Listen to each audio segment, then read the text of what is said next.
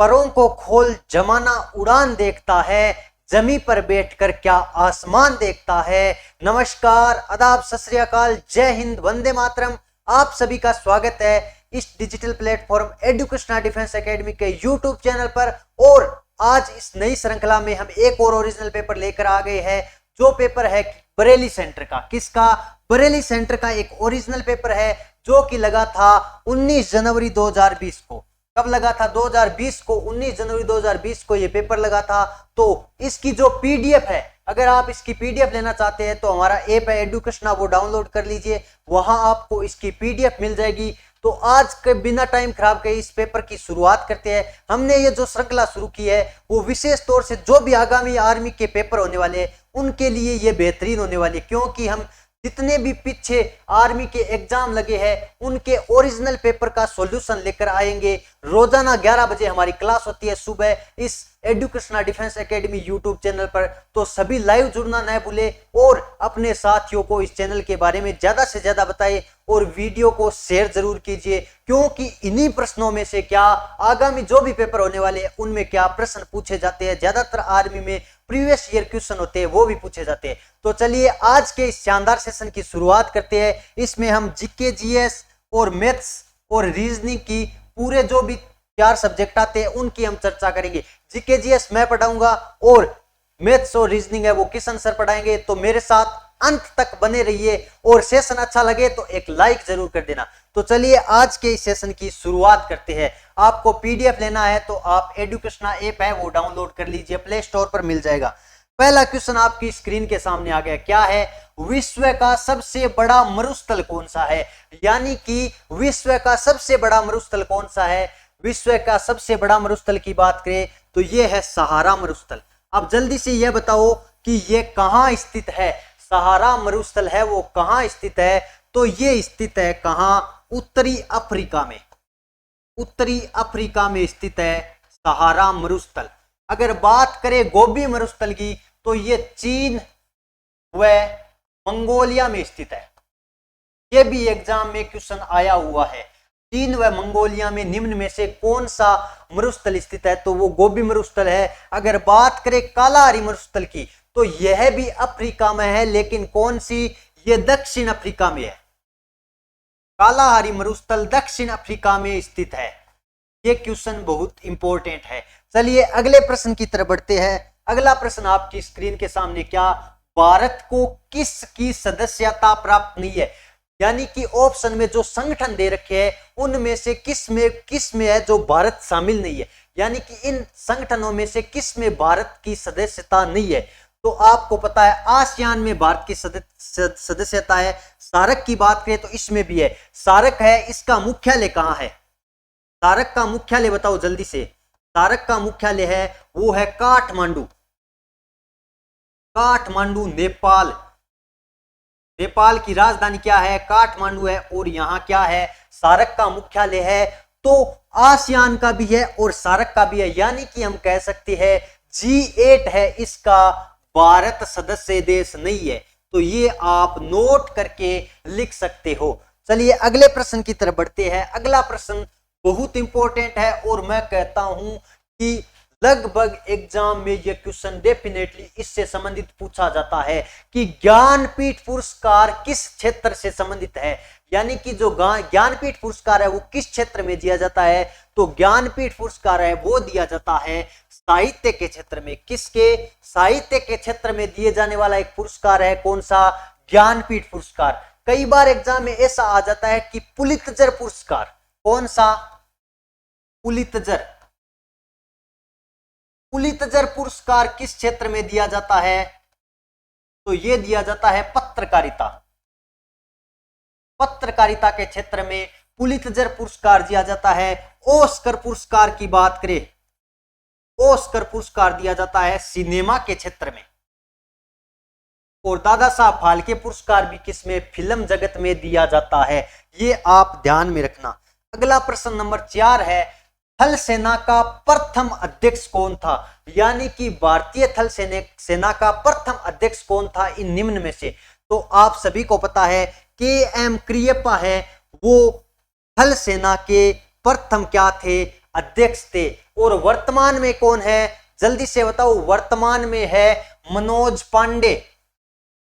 वर्तमान में कौन है, मनोज पांडे है, ये आपको ध्यान में रखना है। और भारत के प्रथम सीडीएस कौन है, तो वो कौन है, वो जनरल विपिन रावत है। ये आपको याद रखने लायक बात है।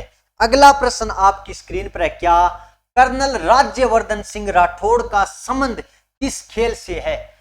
कर्नल राज्यवर्धन सिंह राठौड़ का संबंध किस खेल से है, तो आपको पता है उनका संबंध है वो निशानेबाज से। किससे, निशानेबाज से संबंधित है कौन, कर्नल राज्यवर्धन सिंह राठौड़। अगर बात करें फुटबॉल से, तो फुटबॉल से आपको पता है रोनाल्डो। रोनाल्डो एक फुटबॉल के महान खिलाड़ी है। किस, कौन ऐसा है जिन्होंने रोनाल्डो का नाम से नहीं सुना हो, तो रोनाल्डो किसके है, फुटबॉल के एक खिलाड़ी है क्रिस्टियानो रोनाल्डो। ये आपको ध्यान में रखना। क्रिकेट की बात करें तो MS धोनी हो गए, जो पूछा जा सकता है, विराट कोहली हो गए, कपिल देव हो गए, सौरव गांगुली हो गए। ये कुछ ऐसे व्यक्तित्व है जो क्रिकेट से संबंध रखते हैं, जिनके बारे में एग्जाम में क्वेश्चन पूछा जा सकता है। और हॉकी की बात करें तो मेजर ध्यानचंद हो गए, धनराज पिल्ला हो गए, उनका संबंध किससे है, तो वो हॉकी से। ये याद रखना है आपको। अगला प्रश्न आ गया है, चंद्रगुप्त का उत्तराधिकारी कौन था। यानी कि चंद्रगुप्त के जस्ट अगले बनने वाला, बाद में बनने वाला जो शासक था वो कौन था। यानी हम कह सकते हैं कि चंद्रगुप्त का जो पुत्र है वो कौन था, तो वो था बिंदुसार। कौन था, बिंदुसार था। आपका ऑप्शन ए करेक्ट हो जाएगा। और बिंदुसार का पुत्र था अशोक। बिंदुसार का पुत्र कौन था, अशोक था। कई बार एग्जाम में ऐसा प्रश्न आ जाता है कि निम्न में से चंद्रगुप्त का पोता कौन है। चंद्रगुप्त का पोता कौन है, तो कौन है, अशोक। अशोक है किसका, चंद्रगुप्त का पोता। और बात करें बिंदुसार का बेटा, ये आपको ध्यान रखना है। अगला प्रश्न नंबर 7 आपकी स्क्रीन पर है, इंडिया गेट कहां स्थित है। ये क्या दिया है, इंडिया गेट। एक तो होता है इंडिया गेट, एक होता है gateway of India. Gateway of India की बात करें तो वो तो है मुंबई में। Gateway of India, gateway of India कहां है, मुंबई। यानी मुंबई को क्या कहा जाता है, भारत का प्रवेश द्वार कहा जाता है। अगर बात करें इंडिया गेट की तो ये है कहां, नई दिल्ली में स्थित है इंडिया गेट। इंडिया गेट कहां स्थित है, नई दिल्ली में स्थित है। कोलकाता की बात करें तो कोलकाता हुगली नदी के किनारे बसा हुआ एक भारत का प्रमुख शहर है, जो कि दिल्ली से पहले भारत की राजधानी हुआ करता था। दिल्ली से पहले भारत की राजधानी कोलकाता थी और इसे महलों का नगर भी कहा जाता है। कोलकाता को महलों का नगर भी कहा जाता है। और विक्टोरिया मेमोरियल भी कहां स्थित है, कोलकाता में स्थित है। ये आपको ध्यान में रखना है। अगला प्रश्न आपकी स्क्रीन पर है, क्या पोंगल कहां का प्रसिद्ध त्योहार है। यानी कि पोंगल जो त्योहार है वो किस राज्य का प्रमुख एक त्योहार है। जल्दी से आप लाइव चैट में जवाब देने की कोशिश कीजिए कि पोंगल है वो किस राज्य का एक प्रसिद्ध त्योहार है। तो वो है किसका, तमिलनाडु का एक प्रसिद्ध त्योहार है पोंगल। अगर बात करें पंजाब की तो पंजाब का प्रसिद्ध त्योहार लोहड़ी। लोहड़ी आपको याद रखना, यह एक पंजाब का प्रसिद्ध त्योहार है। अगर बात करें राजस्थान की तो राजस्थान में गणगौर, राजस्थान में गणगौर एक प्रसिद्ध क्या है, त्योहार है गणगौर। ये आप याद रख सकते हो। कई बार एग्जाम में आ जाता है कि गणगौर त्योहार किस राज्य का एक प्रमुख त्योहार है, तो वो राजस्थान का है। पोंगल की बात करें तो तमिलनाडु का। एक होता है ओणम, एक क्या होता है, एक होता है ओणम। ओणम है केरल का। किसका, केरल का प्रसिद्ध त्योहार कौन सा है, ओणम है। ये आपको याद रखना है। आगे बढ़ते हैं। अगला प्रश्न नंबर 9 है, भारत की राजधानी कोलकाता से दिल्ली कब स्थानांतरित हुई। मैंने बताया था पिछले प्रश्न में, क्या दिल्ली से पहले राजधानी कौन सी थी, कोलकाता थी। लेकिन 1911 में कोलकाता से दिल्ली स्थानांतरित हो गई। कब, 1911 में कोलकाता से दिल्ली स्थानांतरित हो गई भारत की राजधानी। कई बार एग्जाम में ऐसा भी आ जाता है कि दिल्ली से पहले कौन थी, तो कोलकाता थी। अगर 1905 की बात करें तो बंगाल विभाजन हुआ था। बंगाल विभाजन ये आपको ध्यान रखना है। और किसके काल में हुआ था? तो लॉर्ड कर्जन के काल में बंगाल विभाजन हुआ था। चलिए बढ़ते, अगला प्रश्न आपकी स्क्रीन पर ये क्वेश्चन ही आ गया। बंगाल के विभाजन के समय बंगाल का लॉर्ड कौन था? यानी कि बंगाल का जो लॉर्ड था वो कौन था? तो मैंने आपको बताया कि लॉर्ड कर्जन है, वो था बंगाल विभाजन के समय। बंगाल का विभाजन हुआ कब था? 1905 में बंगाल विभाजन हुआ था।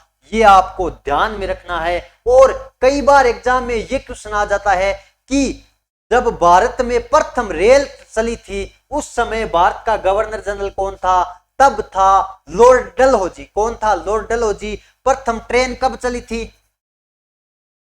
प्रथम ट्रेन वो चली थी 1853 में। कब चली थी? 1853 में चली थी। उस समय भारत का गवर्नर जनरल की बात करें तो कौन था? तो आपको पता है कौन था? वो था लॉर्ड डलहौजी। ये आपको ध्यान में रखना है। मुंबई से थाने के बीच चली थी। कहां चली थी? मुंबई से थाने के बीच चली थी। ये आपको ध्यान रखना है। अगला प्रश्न आपकी स्क्रीन के सामने है, क्या है? भारत की खोज पुस्तक किसने लिखी थी? यानी कि डिस्कवरी ऑफ इंडिया। मैं बात कर रहा हूं पुस्तक की। भारत की खोज पुस्तक है, न कि प्रश्न ऐसा है कि भारत की खोज किसने की थी। भारत की खोज जो डिस्कवरी ऑफ इंडिया पुस्तक है, बुक है, वो किसने लिखी थी? वो लिखी थी भारत के प्रथम प्रधानमंत्री जवाहरलाल नेहरू ने। किसने? भारत के प्रथम प्रधानमंत्री जवाहरलाल नेहरू ने ये भारत की खोज पुस्तक है वो लिखी थी। अगर भारत की खोज किसने की थी ऐसा बात करें, भारत की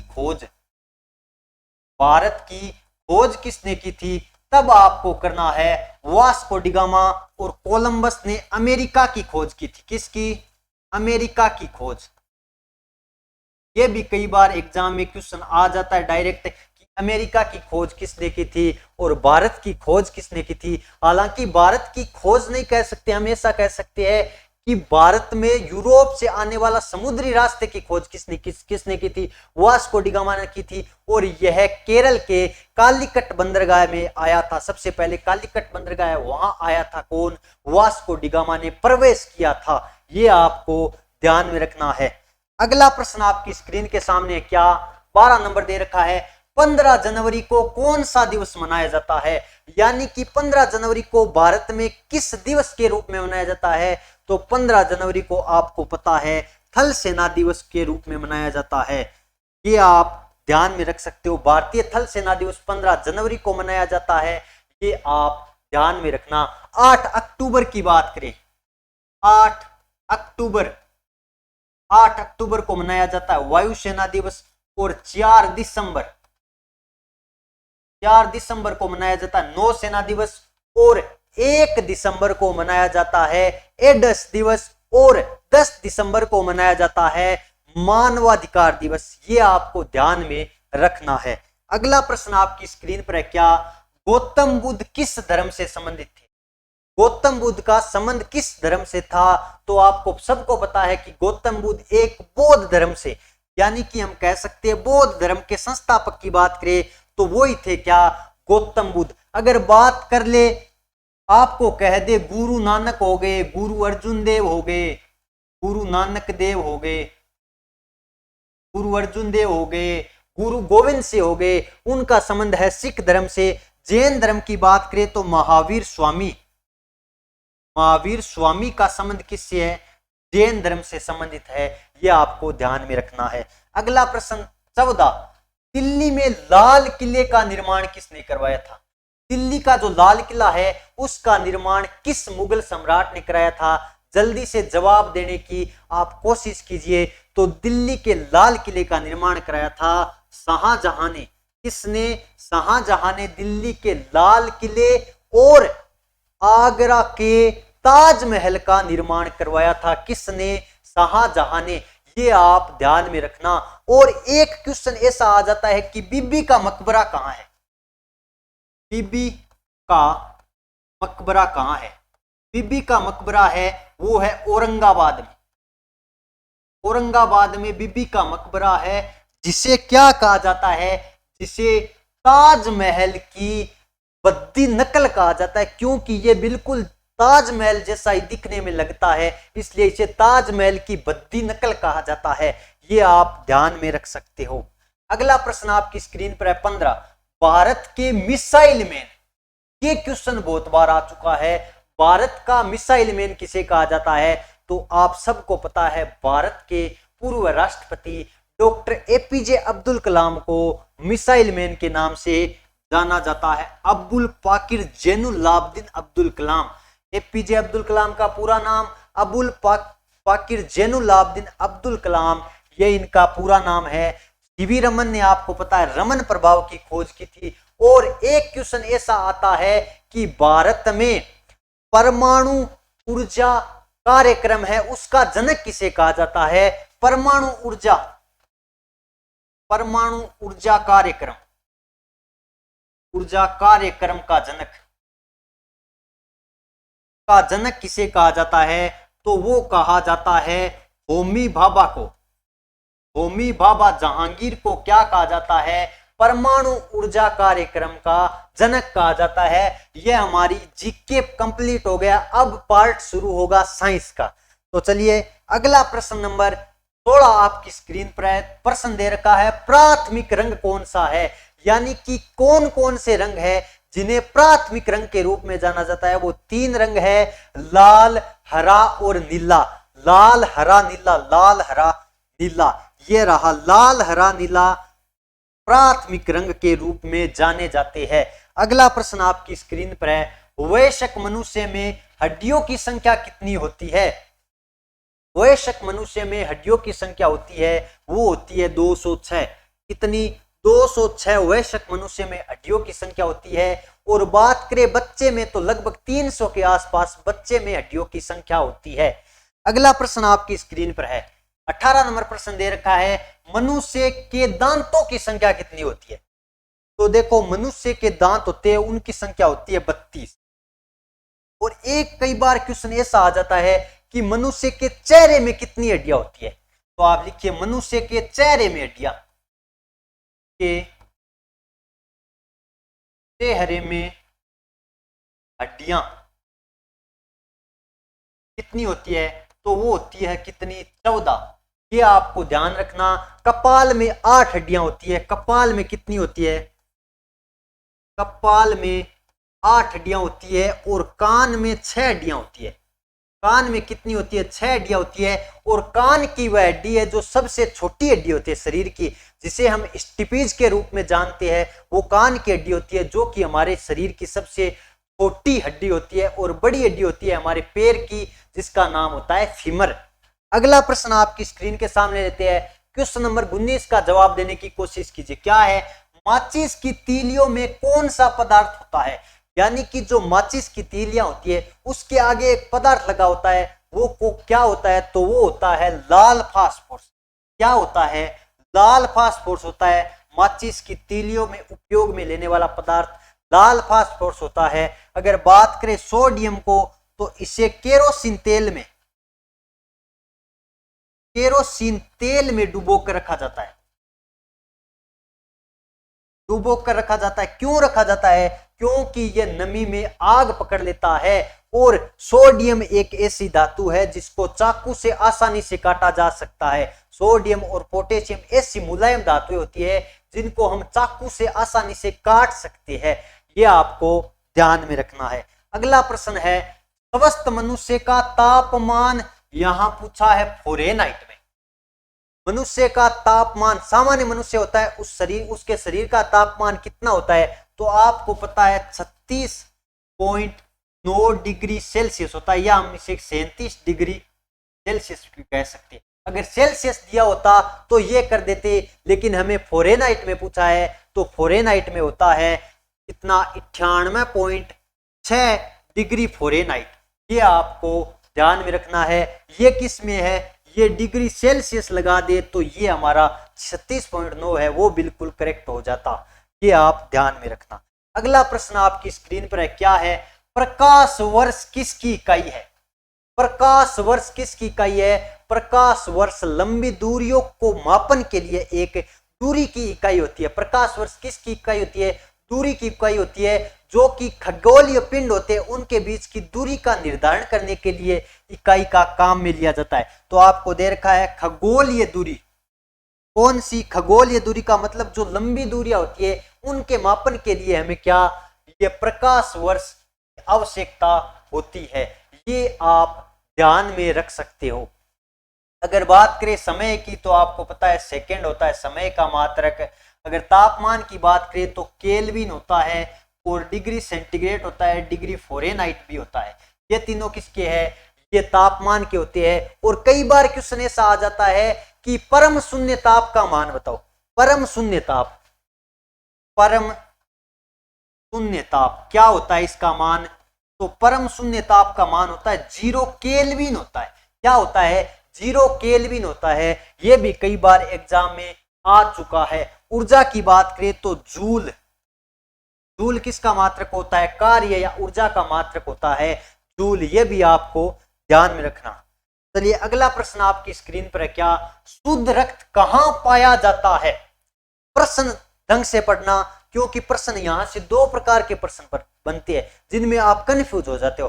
देखो हमें पूछा है शुद्ध रक्त पाया कहां जाता है। कहां पाया जाता है? तो शुद्ध रक्त पाया जाता है फेफड़ों में। कहां पाया जाता है? फेफड़ों में शुद्ध रक्त पाया जाता है। लेकिन प्रश्न ऐसा आ जाता कि रक्त का शुद्धिकरण कहां होता है, यानी कि शुद्ध रक्त होता है वो शुद्ध कहां होता है, किस अंग में शुद्ध होता है, तब आपको गुर्दा करना पड़ता। तो आप लिख सकते हो रक्त का शुद्धिकरण। रक्त का शुद्धिकरण कौन करता है? शुद्धिकरण तो वो गुर्दा करता है। लेकिन पूछा है कहां पाया जाता है, किस अंग में पाया जाता है, तो वो फेफड़ों में पाया जाता है। और किस अंग में होता है शुद्ध, यानी शुद्धिकरण कहां होता है, तो वो गुर्दों में होता है। दोनों क्वेश्चन आप याद रखना। ऐसा नहीं है कि आप गोल हो जाना। शुद्धिकरण होता है यानी कि शुद्ध करता है, ये अंग शुद्ध करता है, लेकिन इसमें शुद्ध पाया जाता है। ये आपको ध्यान में रखना है। अगला प्रश्न आपकी स्क्रीन पर है। प्रिज्म में सबसे अधिक विचलित होने वाली किरण कौन सी है? यानी कि प्रिज्म आपको पता है, जैसे ही हम कोई प्रिज्म ले और इससे एक हमने श्वेत प्रकाश की किरण डाली तो ये 7 अलग अलग रंगों में विभाजित हो जाती है। इस प्रकार से क्या हो जाती है? विभाजित हो जाती है। तो आपको पूछा है सबसे अधिक विचलित, सबसे अधिक विचलित कौन सी होगी? यही तो होगी सबसे अधिक विचलित। देखो यहां देखो कौन है, वो क्या है, कम है, ऐसे ऐसे, मतलब ऊपर वाली है वो देखो आप सीधी जा रही है लगभग, यानी विचलित कम हो रही है। इसका मतलब इसका क्रम हमने जो कोर्स बना रखा है उसमें हमने पढ़ा था क्या, विबग्योर होता है इसका क्रम, विबग्योर। ये क्या होता है? ये होता है इस जो रंग होते हैं उनका क्रम होता है। तो आप बताओ सबसे अधिक विचलित होने वाली किरण है वो कौन सी है? वी। वी का मतलब होता है वोयलेट, यानी कि बैंगनी। तो आप देखो बैंगनी, बिल्कुल बैंगनी ऑप्शन में दे रखा है। तो आपका ऑप्शन कौन सा? बी करेक्ट हो जाएगा, बैंगनी। जिसका सबसे अधिक विचलन होता है, कम होता है, वो लाल का होता है। लेकिन लाल का तरंग दैर्ध्य अधिक होता है। किसका? लाल रंग का तरंग दैर्ध्य अधिक होता है। इसीलिए जो खतरे के निशान बनाए जाते हैं, खतरे के जो भी निशान बनाए जाते हैं वो लाल रंग के बनाए जाते हैं। ये आपको ध्यान रखना है। अगला प्रश्न आपकी स्क्रीन पर है। क्या निम्न में से नोबल गैस कौन सी है? नोबल कह दे, उत्कृष्ट कह दे, या फिर अक्रिय गैस कह दे, एक ही बात है। तो नोबल गैस कौन सी होती है? ना नहीं आएगी क्योंकि जीना रोएगी। हीलियम होगी, क्रिप्टोन होगी, ये कौन सी होती है? ये नोबेल गैस होती है। रेडोन होगी। तो इनमें से आर्गन आपको ऑप्शन में दे रखा है। आर्गन क्या है? एक नोबेल गैस होती है, यानी कि एक उत्कृष्ट गैस होती है। अब एक बार क्वेश्चन ऐसा आया था, निम्न में से कौन सी नोबेल धातु है? नोबेल धातु पूछा था। तो नोबेल धातु की बात करें तो सोना और प्लेटिनम होती है, वो नोबेल धातु होती है, यानी कि उत्कृष्ट धातु होती है। ये आपको ध्यान में रखना है। सोना, प्लेटिनम और चांदी होती है वो उत्कृष्ट धातु या नोबेल धातु, लिख लीजिए आप, नोबेल धातु। तो कौन सी होती है? सोना होती है, प्लेटिनम होती है और चांदी होती है। ये क्या होती है? ये उत्कृष्ट धातुएं, यानी कि नोबेल धातुएं, या हम कह सकते हैं उत्कृष्ट धातुएं होती है। ये आपको ध्यान में रखना है। अगला प्रश्न आपकी स्क्रीन पर है। क्या पत्तियों का हरा रंग किसके कारण होता है? देखो, पत्तियों का एक तो होता है हरा रंग, एक पूछा जाता है पीला रंग।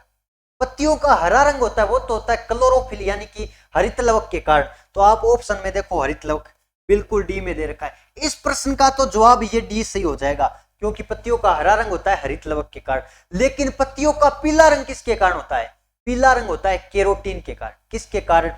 आपको अगर यहां हरे की जगह दे दे पीला, तो आपको करना होगा केरोटीन। ये आपको ध्यान रखना है, क्योंकि पत्तियों का ही हरा रंग है वो तो होता है किसके कारण? हरित लवक के कारण। और पीला रंग होता है किसके कारण? केरोटीन के कारण। फ्लोएम उत्तक होते हैं, ये क्या करते हैं? भोजन का परिवहन करते हैं। जाइलम उत्तक होते हैं, ये जल यानी कि पानी का परिवहन करते हैं। ये भी आप नोट कर सकते हो। अगला प्रश्न है, गुरुत्वाकर्षण सिद्धांत किसने दिया था? गुरुत्वाकर्षण सिद्धांत किसने दिया था? तो वो दिया था न्यूटन ने। किसने? न्यूटन ने दिया था। आपको पता होगा कि वो एक पेड़ के नीचे बैठा था और उसके आप ऊपर आकर फल गिरा था, तो क्या हुआ? गुरुत्वाकर्षण सिद्धांत का मतलब खोज हो गई, गुरुत्वाकर्षण बल की खोज हो गई। अगर आपको गुरुत्वाकर्षण बल की कहे तब भी न्यूटन करना, और सिद्धांत की कहे तो भी न्यूटन ही करना है। आर्किमिडीज ने उत्प्लावकता का नियम दिया था। कौन सा? उत्प्लावकता। उत्प्लावकता का नियम किसने दिया था? वो आर्किमिडीज ने दिया था। गैलीलियो ने टेलीस्कोप का आविष्कार किया था। किसने? गैलीलियो ने टेलीस्कोप का आविष्कार किया था। ये आप ध्यान में रख सकते हो। अगला प्रश्न आपकी स्क्रीन में, वायु में 0 डिग्री तापमान पे, देखो यहां दिया है 0 डिग्री तापमान पर ध्वनि का वेग कितना होता है? तो आपको पता है वायु में 0 डिग्री तापमान पर ध्वनि का वेग होता है वो 332 मीटर प्रति सेकंड होता है। कितना होता है? 332 मीटर प्रति सेकंड होता है। अब ये बताओ मुझे, ये क्या है? 3 × 10⁸ मीटर प्रति सेकंड। तो ये होती है प्रकाश की चाल, प्रकाश की निर्वात में चाल।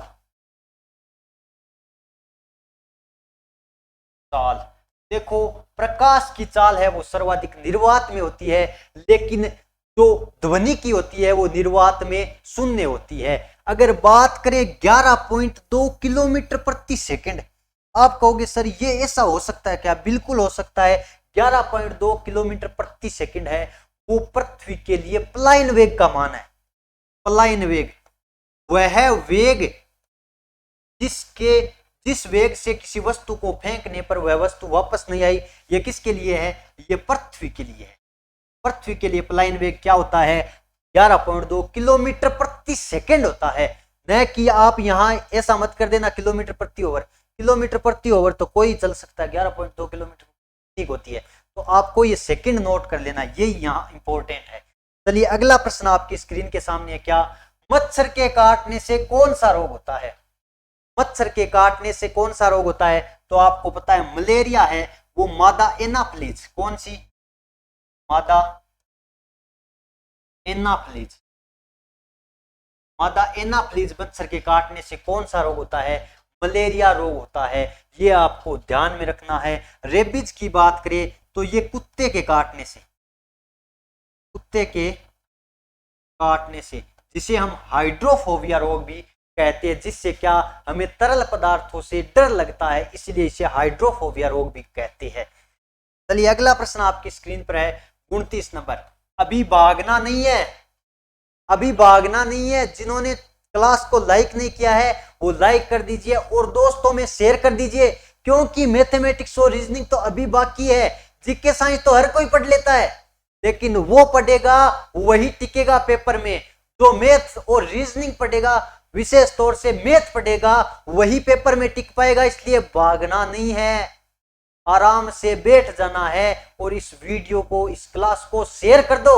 जितने भी आपके साथी हैं उनको भी बता दो कि ओरिजिनल पेपर चल रहा है, इन्हीं से आएंगे प्रश्न, क्योंकि प्रीवियस ईयर से बहुत सारे प्रश्न रिपीट होते हैं। आपको पूछा है गतिज ऊर्जा का सूत्र क्या है? गतिज ऊर्जा का सूत्र क्या होता है? गतिज ऊर्जा का होता है 1/2 mv²। गतिज ऊर्जा का 1/2 mv²। ये होता है स्थितिज ऊर्जा, स्थितिज ऊर्जा का सूत्र। और एक बार तो एग्जाम में ऐसा क्वेश्चन आ गया था कि गतिज ऊर्जा और स्थितिज ऊर्जा किसके दो बुनियादी प्रकार है? बुनियादी प्रकार यानी कि ये किसके प्रकार होते हैं? तो ये यांत्रिक ऊर्जा के प्रकार होते हैं। किसके? यांत्रिक ऊर्जा के प्रकार होते हैं। तो आप कंफ्यूज मत हो जाना, ये किसके बेसिक प्रकार होते हैं? तो ये यांत्रिक ऊर्जा के बेसिक यानी कि बुनियादी प्रकार होती है। चलिए अगला प्रश्न, ये एमवी क्या होता है? ये संवेग होता है, पी संवेग होता है, ये भी आपको ध्यान में रखना है। अब देखो ये अंतिम क्वेश्चन आ गया और इसकी जो पीडीएफ है, इस पूरे पेपर की पीडीएफ आपको मिलेगी एडुकेशना ऐप पर, तो आप डाउनलोड कर लीजिए फुर्ती से। इतने में क्या हो जाते हैं, सर आ जाते हैं मैथ्स के, और इतने में हम ये क्वेश्चन कर लेते हैं। गुणसूत्रों की संख्या बूझिए मनुष्य के शरीर में। आज तो वैसे देखे तो संख्या बूझ रहा है, हड्डियों की संख्या हो गई, गुणसूत्रों की संख्या हो गई। तो मनुष्य के शरीर में गुणसूत्रों की संख्या होती है 46। कितने? 46। और जोड़ी की बात करें तो 23 जोड़ी गुणसूत्र पाए जाते हैं। ये आपको नोट कर लेना है। अब अगला प्रश्न मैथमेटिक्स का प्रश्न आ गया है और सर आ रहे हैं, तो सर जल्दी से आइए और बच्चों को मोटिवेट कीजिए और क्लास की शुरुआत कीजिए, क्योंकि मैथ से स्कोर होता है। जो भी आर्मी में सिलेक्शन होता है वो मैथमेटिक्स का रोल सबसे महत्वपूर्ण होता है, क्योंकि मैथ से आर्मी वालों को, बच्चों को क्या लगता है? डर लगता है। इसलिए आप अब पढ़िए मैथमेटिक्स का एकदम संपूर्ण बेसिक कॉन्सेप्ट। हेलो, नमस्कार, आदाब, सत श्री अकाल, जय हिंद, वंदे मातरम साथियों।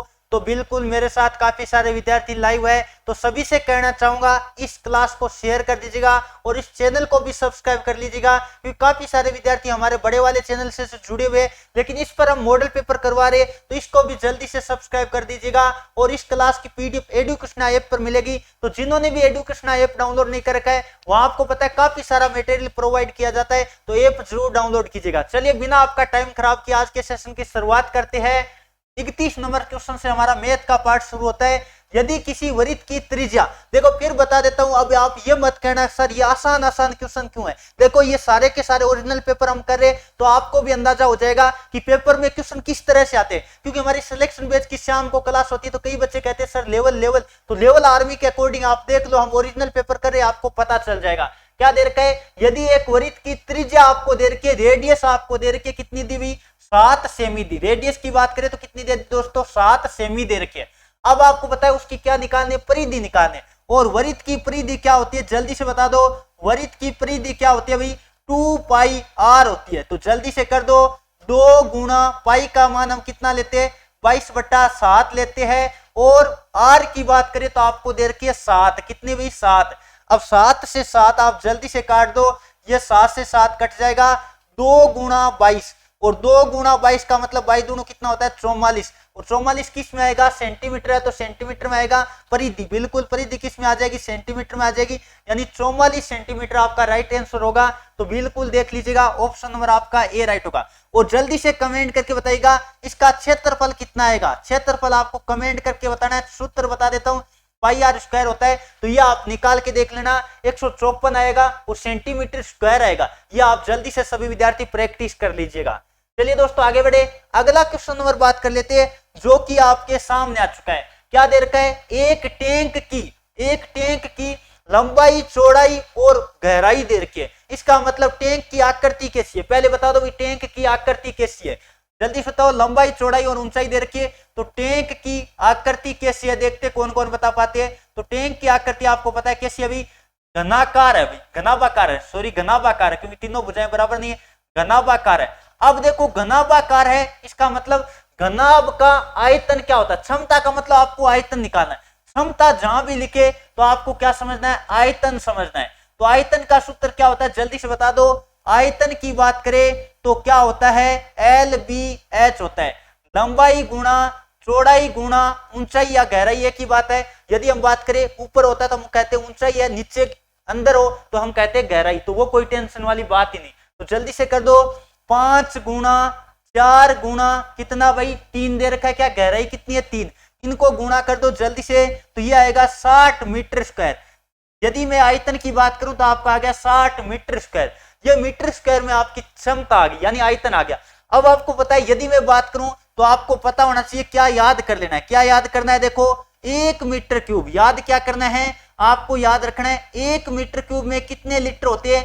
1000 लीटर होते हैं। ये आप नोट कर लो, याद रख लेना है, कई बार एग्जाम में पूछ लिया जाता है 1 मीटर क्यूब का मतलब कितना होता है, 1000 लीटर होता है। और एक बात इधर में और याद दिला देता हूं, 100 सेंटीमीटर स्क्वायर, 1000 सेंटीमीटर क्यूब की बात करें तो कितना होता है, 1 लीटर होता है। यह भी एग्जाम में कई बार पूछा गया।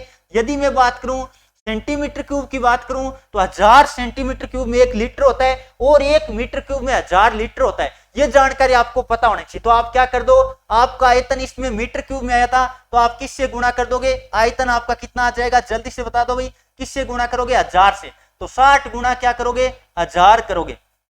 जल्दी से कर दो, कितना आएगा, 60,000 लीटर आपका जवाब आएगा। तो जल्दी से देख लो, 60,000 लीटर आपको दे रखा है क्या, बिल्कुल दे रखा है। ऑप्शन नंबर आपका क्या राइट होगा, डी वाला राइट होगा। एकदम आराम से कर सकते थे। जल्दी से बताओ, सबके समझ में आ गया क्या? फिर हम अगले क्वेश्चन की तरफ बढ़ते हैं। अगला क्वेश्चन नंबर बात कर लेते हैं। 33 नंबर आपके सामने आ चुका है। जल्दी से जवाब देने की कोशिश करिएगा। क्या दे रखा है, यदि एक घन का संपूर्ण पृष्ठीय क्षेत्रफल, संपूर्ण पृष्ठीय क्षेत्रफल का सूत्र क्या होता है, पहले बता दीजिएगा जल्दी से।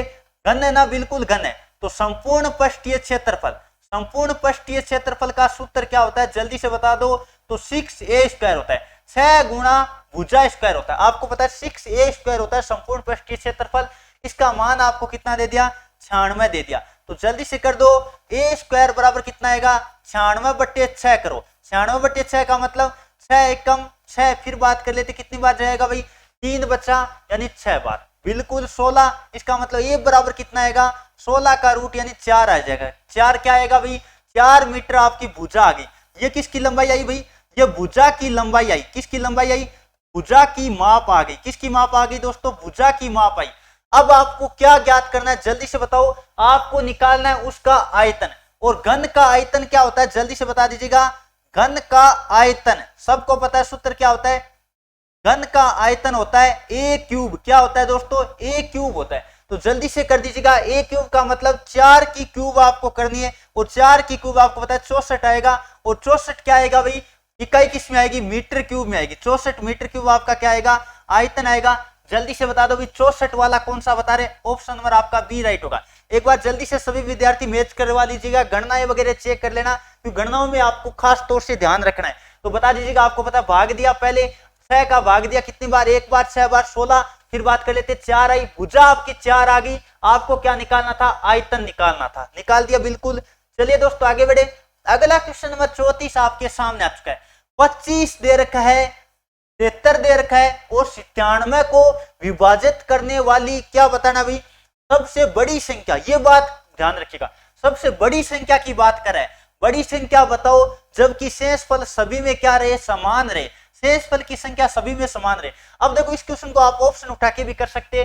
चलिए पहले हम 25 लेके देखते। तो 25 तो भाई नहीं होगा, 25 में आप भाग दिया, शून्य शेषफल रहा। लेकिन 73 में देते तो शून्य शेषफल नहीं रहता, बिल्कुल वही हम नहीं कर सकते। अब 12 का 2, 12 का भाग 25 में दिया, एक शेषफल। यदि 73 में देंगे तब भी एक शेषफल, 97 में देंगे तब भी एक शेषफल। शेषफल कितना बच रहा है, शेषफल आपका 1 बच रहा है। सब में समान बच रहा है, शेषफल 1 बच रहा है। लेकिन एक बात ध्यान रखिएगा, ये बात तो रही, भाग तो वही जा रहा है और एक शेषफल भी बराबर सब में बच रहा है। इसका मतलब ये कर सकते।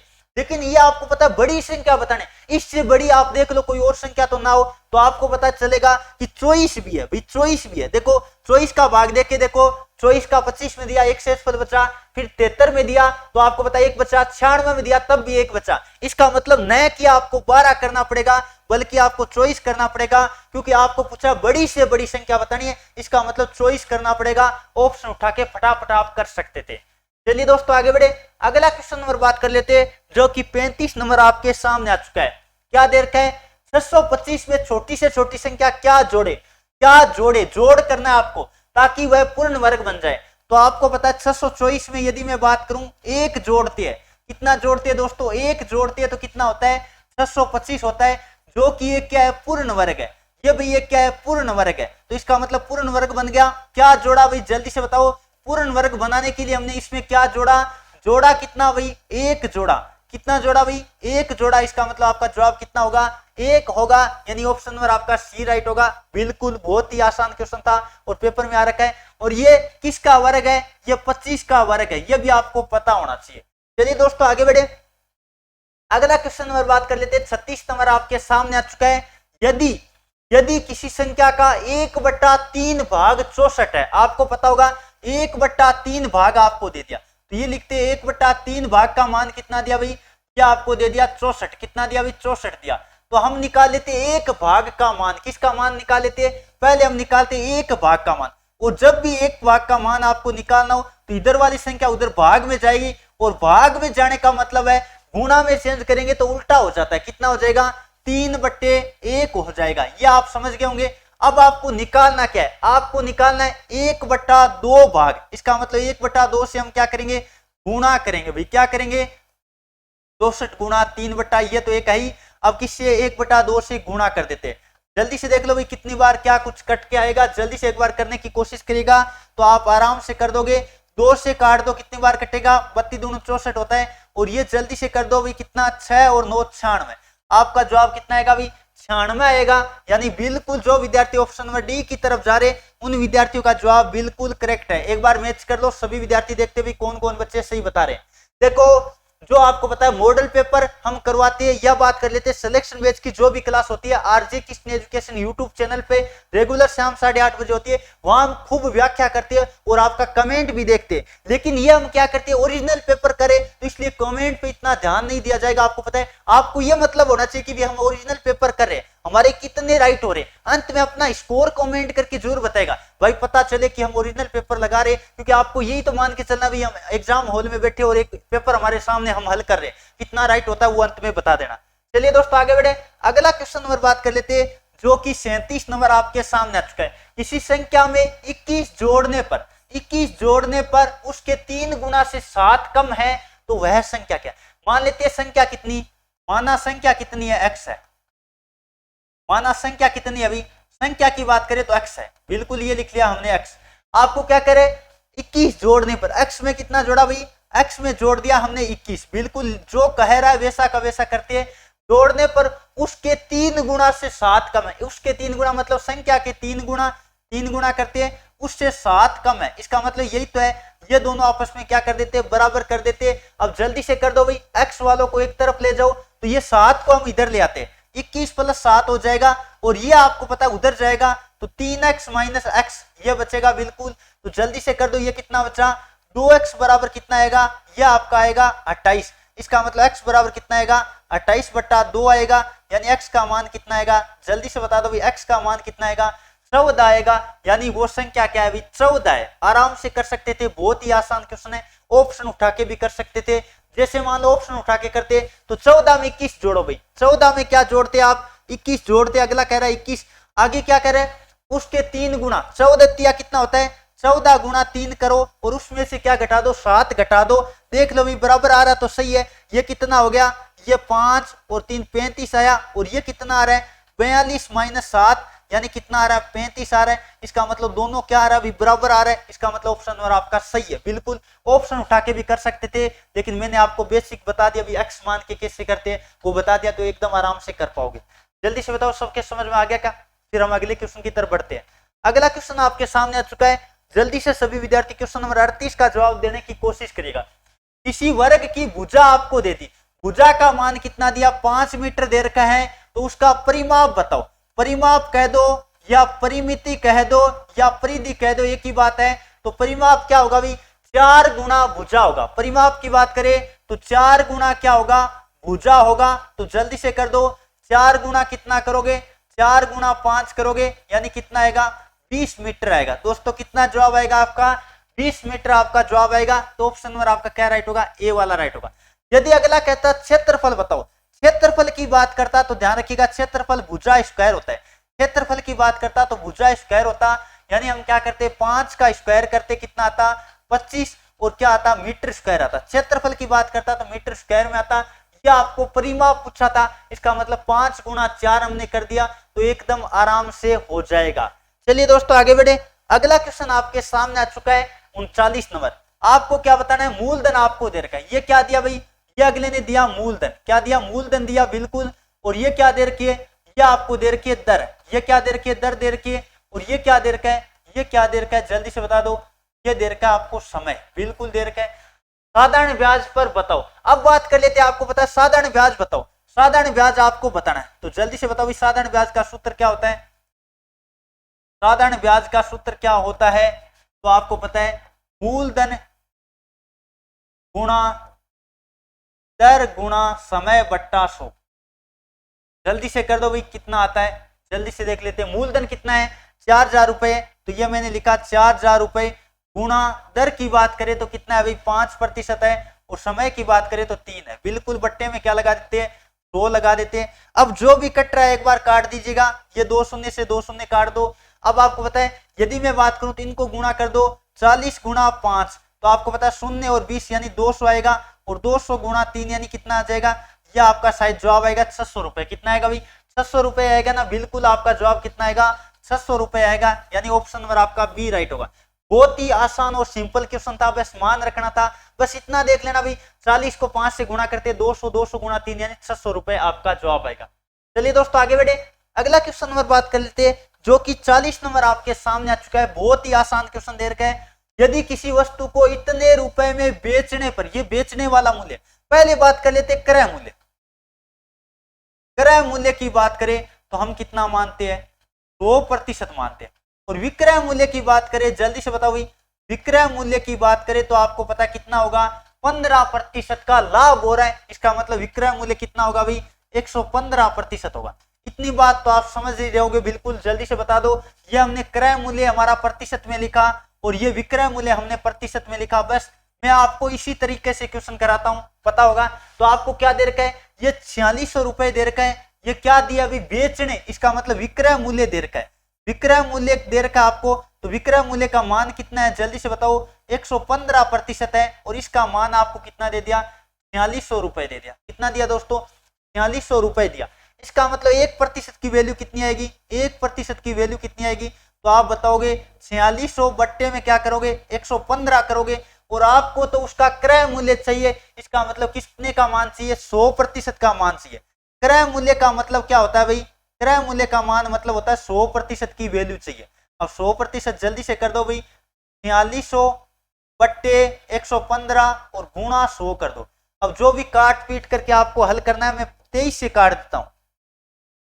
चलिए 23 से काट देते हैं, 23 से ये 5 बार कटेगा, बिल्कुल 23 से कितनी बार कटेगा 5 बार कटेगा, आप काट के देख सकते हैं। और ये 23 से कितनी बार कटेगा, ये 23 दूनी 46, 200, और 200 में 5 का भाग दोगे कितनी बार गया भाई 40 बार, और 40 गुणा 100 करोगे तो आपका जवाब आएगा 4000 रुपए। कितना आएगा दोस्तों 4000 रुपए आपका जवाब आएगा। तो देख लो भाई 4000 रुपए कहां दिखाई दे रहे हैं, ऑप्शन नंबर आपके ए में दिखाई दे रहे हैं, यानी ऑप्शन नंबर आपका ए राइट होगा।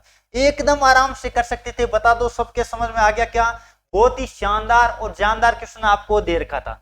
अगला क्वेश्चन नंबर बात कर लेते, 41 नंबर आपके सामने आ चुका है। क्या दे रखा है, पिता व पुत्र की वर्तमान आयु, ये लिखा पिता, पिता लिखा बिल्कुल, और यहां लिख देते हैं पुत्र। पिता व पुत्र की वर्तमान आयु का अनुपात, यह मैं लिख लेता हूं वर्तमान अनुपात कितना दे रखा है, वर्तमान अनुपात दिया 8 और 3। कितना दिया दोस्तों 8 और 3 दिया, बिल्कुल 3 दिया। आगे क्या दे रखा है, आगे दे रखा है 10 वर्ष बाद, यह मैंने लिखा 10 वर्ष बाद। 10 वर्ष बाद की बात करें तो अनुपात कितना दे रखा है 2:1 दे रखा है। कितना दे रखा है दोस्तों 2:1 आपको दे रखा है। अब क्या करना पड़ता है, इस तरह का जब भी क्वेश्चन आए अनुपात वाला, तो मैंने आपको बता रखा है वज्र गुणा वाला तरीका लगा दिया करो, क्योंकि एप्लीकेशन के अंदर हम टॉपिक वाइज पढ़ाते हैं ऐप के अंदर, तो वहां से बच्चों ने सीख रखा है, एकदम बेसिक से पूरा मैथ करवाया जाता है। तो जिन्होंने भी ऐप डाउनलोड नहीं कर रखा है, हमारा एडुकेशन ऐप है जिस पर इसकी पूरी पीडीएफ आपको मिलेगी, और भी काफी सारी फ्री क्लासेज भी है, 55 से ज्यादा आर्मी के ओरिजिनल पेपर आपको वहां मिल जाएंगे मॉक टेस्ट के रूप में। तो जरूर इंस्टॉल कीजिएगा ऐप और ज्यादा से ज्यादा फायदा उठाएगा। कोई बच्चा टॉपिक वाइज हमारी पूरी टीम के साथ पढ़ना चाहता है, जीके, साइंस, मैथ, रीडिंग पूरी अलग अलग फैकल्टी के साथ, तो वो भी आप ऐप के अंदर पढ़ सकते हैं। चलिए गुणा कर लीजिएगा जल्दी से, कितना आएगा 6 आएगा, और ये कितना आएगा 8 आएगा। इनका अंतर कितने का और इनका अंतर कितने का जल्दी से देख लो, 1/2। और गुणा में करते हैं समय, समय का अंतर कितने का भी जल्दी से बताओ 10 वर्ष का है, तो गुणा में क्या कर देते हैं 10 कर देते हैं, तो ये आपका आएगा 5। एक अनुपात का मान 5 आएगा, तो दोनों का निकाल देते हैं। 8 गुणा 5 करेंगे और 3 गुणा 5 करेंगे, तो ये आएगा 40 वर्ष। एक आएगा 40 वर्ष का और एक आएगा 15 वर्ष का। तो पिता की वर्तमान आयु पूछिए, इसका मतलब पिता कितने का होगा भाई 40 वर्ष का होगा, यानी ऑप्शन नंबर आपका क्या राइट होगा, सी वाला राइट होगा। एकदम आराम से कर सकते थे। चलिए दोस्तों आगे बढ़े, अगला क्वेश्चन आपके सामने लेते हैं। जल्दी से सभी विद्यार्थी क्वेश्चन नंबर 42 का जवाब देने की कोशिश करेगा। क्या दे रखा है, राम व कमल मिलकर, चलिए अभी ये लिखा राम और फिर बात कर लेते कमल, कौन भी कमल, ये मैंने लिखा कमल मिलकर, मिलकर मतलब प्लस लगा दिया हमने, काम को 15 दिन में करे, कितने दिन में करे दोस्तों, ये मैंने लिखा 15 दिन में करे, बिल्कुल अगले ने जो दे रखा है वो हमने लिख दिया। अब आगे क्या दे रखा है, कमल अकेला उस काम को, कमल अकेला उस काम को, इसका मतलब कमल का लिख देते, कमल अकेला उस काम को कितने दिन में कर रहा है, 20 दिन में कर रहा है, ये मैंने लिखा 20 दिन। अब आपको क्या करना है, इनका एलसीएम लेना है, क्या लेना है दोस्तों, एलसीएम लेना है, और एलसीएम आपको पता है कितना आएगा, 60 आएगा ना, बिल्कुल 60 आएगा। 60 में आप जल्दी जल्दी भाग दे दो, 15 का कितने बार जाएगा, 4 बार जाएगा, और 60 में यदि मैं बात करूं किसका दो, आप 20 का दोगे तो कितनी बार जाएगा, 3 बार।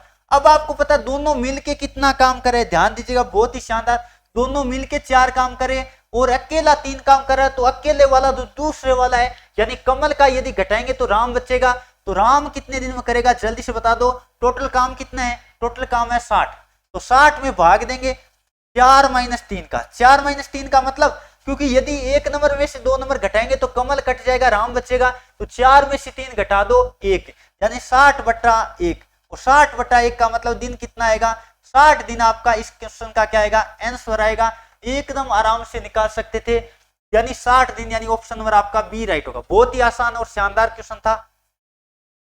चलिए दोस्तों आगे बढ़े, अगला क्वेश्चन नंबर बात कर लेते हैं, जो कि 43 नंबर आपके सामने आ चुका है, और आपको पता है कल भी मैंने एक ओरिजिनल पेपर आपको करवाया था, तो जिन्होंने भी नहीं देखा है एप्लीकेशन के अंदर देख सकते हैं, या फिर हमने प्ले लिस्ट बना देखी है, वहां से आप जितने भी हमारी रेगुलर सुबह 11 बजे क्या करवाया जाएगा, एक ओरिजिनल पेपर आपको करवाया जाएगा, तो बहुत ही बेहतरीन और ये सेशन आपको फायदा उठाना है, क्योंकि आपको पता है इंडियन आर्मी, अग्निवीर या पीछे जो पेपर हो रखे उनमें आपको पता है ज्यादातर क्वेश्चन क्या होते हैं, रिपीट होते हैं, तो ये खास तौर से आपको ध्यान रखना है।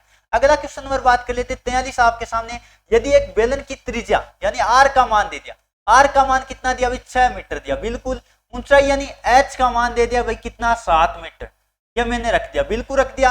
आगे क्या दे रखा है, तो बेलन का आयतन बताओ, आयतन आपको ज्ञात करना है, और आयतन का फॉर्मूला क्या होता है, जल्दी से बता दो, पाई आर स्क्वायर एच होता है, पाई आर स्क्वायर एच होता है, ये सभी विद्यार्थियों को पता होना चाहिए, तो आपको पता है, मान रख दो जल्दी से, 22/7 गुणा आर की बात करें तो आर कितना दे रखा है, 6 गुणा 6 और गुणा में कितना 7, तो 7 से 7 कट गया, इसका मतलब 22 गुणा कितना, 22 गुणा 36 करेंगे, आपको पता है 36 दूणों कितना होता है, 72, 37 दूणों 72, और 72 और 7 कितना हो जाता है, जल्दी से बताओ, 72 और 7 कितना हो जाता है, 79 हो जाता है, कितना हो जाता है, 72 और 7 हो जाएगा 79, तो ये आपको पता है 792, और आयतन है इसका मतलब मीटर क्यूब में आएगा, आयतन है इसका मतलब मीटर क्यूब में आएगा, तो जल्दी से देख लो, 792 मीटर क्यूब आपका आयतन आएगा, यानी ऑप्शन नंबर आपका क्या राइट होगा, बी वाला राइट होगा, जल्दी से नोट कर लो सभी विद्यार्थी। अगला क्वेश्चन नंबर 44 आपके सामने आ चुका है, वे कौन सी संख्या है जिनका योग 24 है, योग 24 है और गुणनफल 143 था, जल्दी से देखो इनका योग करके देखते, 11 + 13 जो कितना आया, 24 आया, बिल्कुल आया, और 11 गुणा 13 करके देखते, 13 एकम 13 80 लगी 1, फिर बात कर लेते 13 और 1 14, बिल्कुल आ रहा है, ये भी आ रहा है, ये भी आ रहा है, इसका मतलब ये जवाब बिल्कुल सही होगा। आगे आप बढ़ोगे तो आपको पता है 12 + 12 बिल्कुल 24 आ रहा है, ये बात तो सही है। आगे देखो 12 गुणा 12 करोगे तो कितना आएगा, 144 आएगा, जो कि बिल्कुल भी सही नहीं है, ये आपको पता है दोनों में मैच कर रहा था, ऊपर जो भाषा दे रखी उसके अकॉर्डिंग, और ये करो देखो 9 + 15 करो, जल्दी से बताओ कितना आएगा, 24 आएगा, ये बात तो सही है, बिल्कुल ये सही है, ये भी सही थी। अब बात कर लेते हैं आगे क्या करते हैं, आगे क्या करते हैं जल्दी से बताओ, 9 गुणा 15 करते हैं, 15 मान कितना होता है, 135 होता है, जो कि आपको पता है क्वेश्चन के अकॉर्डिंग नहीं है, तो आप आराम से ऐसे देख के कर सकते थे, ऑप्शन उठा के कर सकते थे, ये वाला भी नहीं होगा, ये योग हो जाएगा लेकिन गुणा 140 होगा, ये आपको ध्यान रखना है। यदि मैं करके बताऊं तो जल्दी से बताओ, 14 + 10 यानी 24, योग तो हो रहा है, योग तो हो रहा है, लेकिन गुणा करोगे ना, 14 गुणा 10 करोगे तो कितना आएगा भाई, 140 आएगा, जो कि ऊपर क्वेश्चन के अकॉर्डिंग सही नहीं है, तो ऑप्शन नंबर आपका कौन सा राइट होगा दोस्तों, ए वाला राइट होगा। चलिए अगला क्वेश्चन नंबर 45 आपके सामने दे रखा है, दो नल आपको दे रखा है, एक टंकी को क्रमश है, ये मान लेते हैं फर्स्ट नल है, और ये मैं मान लेता हूं सेकंड नल।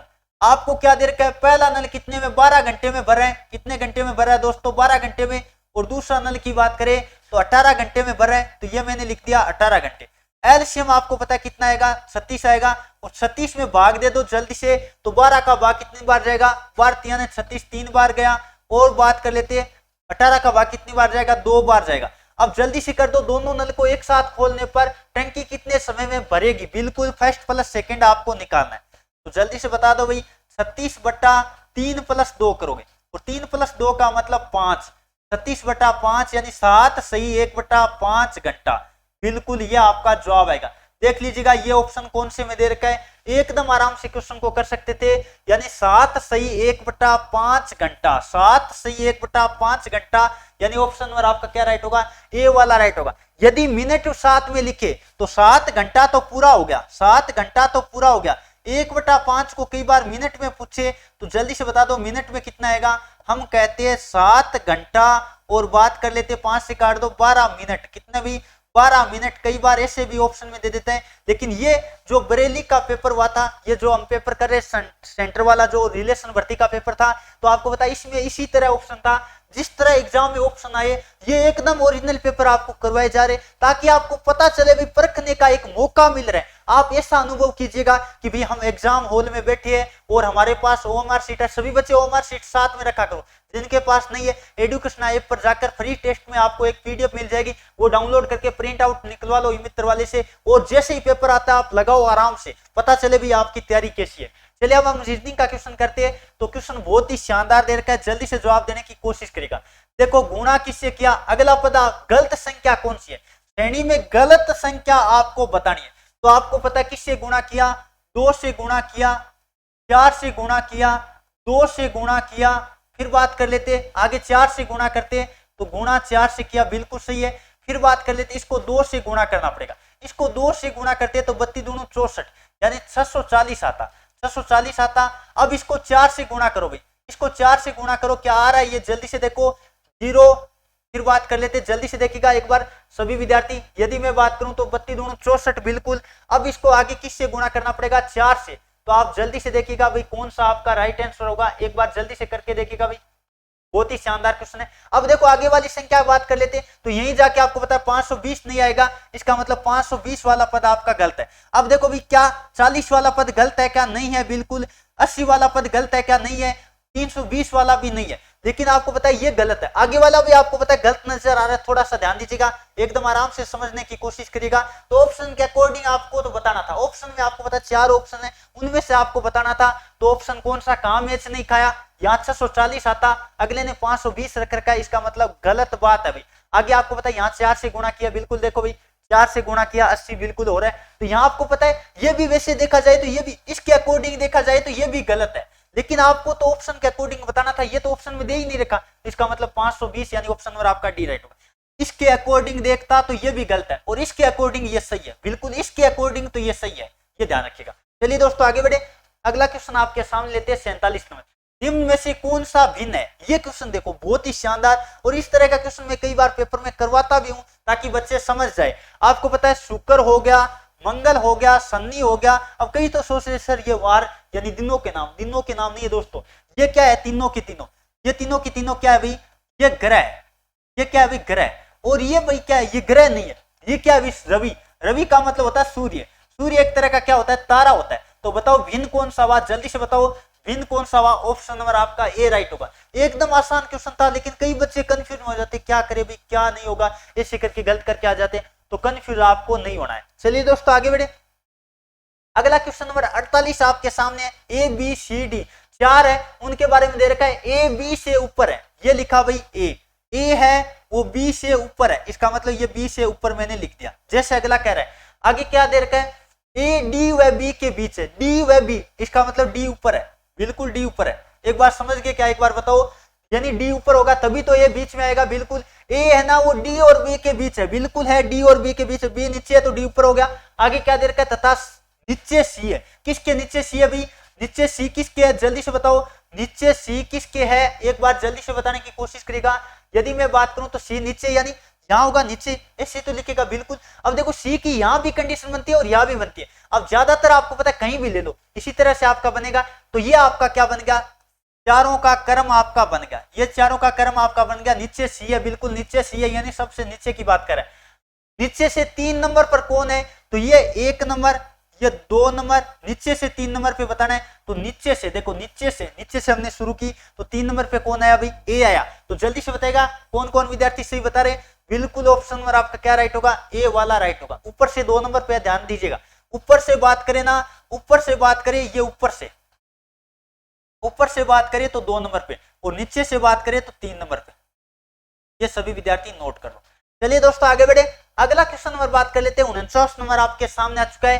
क्या दे रखा है, वह शब्द जो इसके हम बात कर लेते हैं, एक शब्द दे रखा है उसके अक्षरों से नहीं बनाया जा सकता है, यानी कोई ना कोई एक आधा अक्षर ऐसा है जो ऊपर वाले में नहीं है। तो पहले देख लेते हैं टीयर, टी है क्या, बिल्कुल है, टी देख लीजिएगा है, ई भी है, शायद ई भी है, बिल्कुल है, ए भी है, ए है क्या, बिल्कुल है, आर भी है, आर भी है ना, बिल्कुल है। इसका मतलब अगले वाला देखते हैं, एन भी है, एन है ना, ई भी है, सी है क्या, बिल्कुल सी है, के नहीं है, के ऊपर वाले में नहीं है, ये के नहीं है, इसका मतलब ऑप्शन नंबर आपका बी राइट होगा। एकदम आराम से कर सकते थे, के देखो कहीं नजर नहीं आ रहा है तो आपको बताना था नहीं लिखा जा सकता है, नहीं बनाया जा सकता है, तो आपका बी राइट होगा।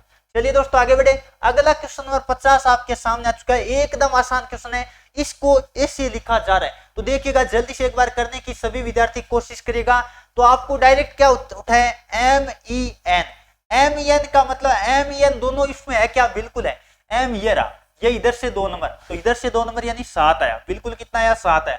ई का मतलब कितना अभी, ई ये रहा, ई ये रहा, एम की इधर वाला यानी 9, कौन आएगा, 9 आएगा, बिल्कुल। आगे बात कर लेते हैं, एन है क्या, बिल्कुल इधर से 3 नंबर पे आइए, देखो तो 3 नंबर पे देखो कौन है, 2, तो 792 आपका क्या आएगा अभी, जवाब आएगा, 792 आपका जवाब आएगा, यानी ऑप्शन नंबर आपका क्या राइट होगा, डी राइट होगा।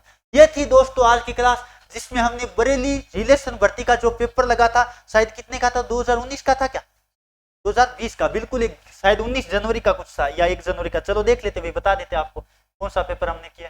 ये देखो, ये हमने 19 जनवरी 2020 का जो बरेली सेंटर का ओरिजिनल पेपर लगा था वो हमने किया है। तो जो भी अग्निवीर बनना चाह रहे यानी आगामी पेपर की तैयारी करे, उन सभी विद्यार्थियों के टेस्ट उम्मीद करता हूं सभी ने ईमानदारी से लगाएगा। और इस टेस्ट की पीडीएफ आपको कहां मिलेगी, हमारा एडू कृष्णा ऐप है वहां मिल जाएगी। तो सभी विद्यार्थी एडू कृष्णा ऐप अपलोड यानी डाउनलोड कर लीजिएगा, ताकि वहां से आप पीडीएफ का फायदा उठा पाए। इस तरह का हमारा लोगो दिखेगा, एडू कृष्णा। और जो विद्यार्थी इस चैनल पे पहली बार आए, चैनल को सब्सक्राइब कर लो, क्योंकि हमेशा हमारी सुबह 11 बजे मुलाकात होगी एक ओरिजिनल पेपर के साथ। तो रेगुलर जुड़िएगा और अपनी तैयारी को परखिएगा।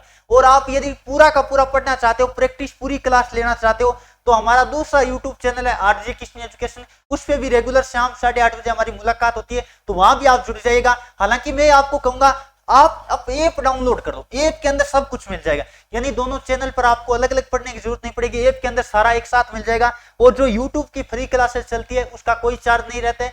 बाकी आप टॉपिक वाइज ऐप के अंदर पढ़ना चाहो तो वो पढ़ सकते हो, लेकिन यूट्यूब वाली पीडीएफ आपको ऐप के अंदर फ्री मिल जाती है। चलिए दोस्तों, उम्मीद करता हूं ये सेशन आपको पसंद आएगा। अपना एमओएल कमेंट करके हमें सुझाव जरूर दीजिएगा, भाई हमारी कोई भी जो हम प्रयास करें वो कैसा लग रहा है आपको। अपने दोस्तों को भी बताइएगा, क्योंकि edu Krishna part of RJ Krishna education की पूरी टीम लगी हुई है आपके हर वक्त साथ देने के लिए, ताकि बच्चों को कैसे न कैसे फायदा मिल पाए। चलिए दोस्तों, आज के सेशन को मैं यही समाप्त करता हूँ। Thank you for watching. जय हिंद, जय भारत, राम राम, वंदे मातरम।